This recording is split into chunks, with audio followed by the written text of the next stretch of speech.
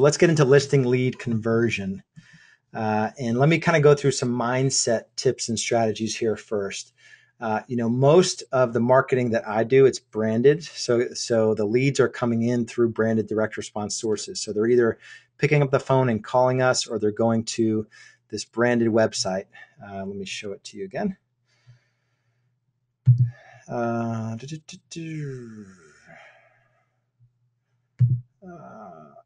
So they're going to this site here. So there's no question that there's an agent behind here, and I'm bragging on what we do and the successes we have. There's videos, there's endorsements. It's a highly branded approach, or call our team. So you handle those leads very differently than you'll handle a quote unquote cold calling leads, and I'll cover that separately.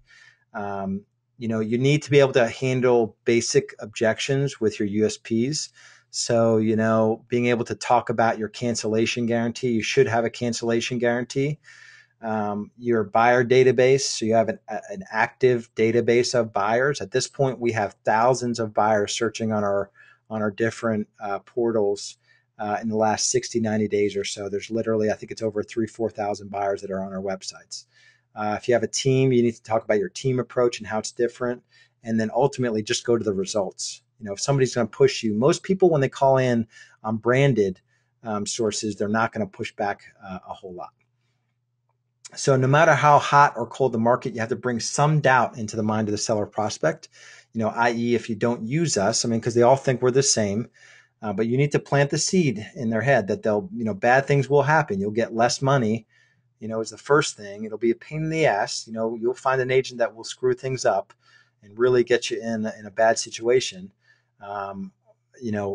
They won't communicate with you. They won't get you top dollar. They'll get you bad terms, and your house will take longer to sell. Always have to ask the question when you get off the phone, or you're approaching getting off the phone with someone when they call in, or you get them on the phone, via outbound dialing.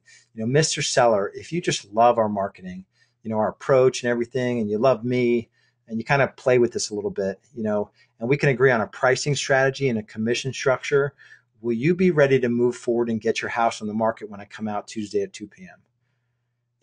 You don't care what the answer is necessarily. You want them to say, well, yeah, I guess we would be ready to go. If you just blew our socks off, I think we would be ready to go and get the house on the market. Then it's game on. So you're going in to list that property. You want to get it priced right. If they say no, we're going to meet with 17 agents, behind you, and you're the first. It's good to know that you're up against 17 agents.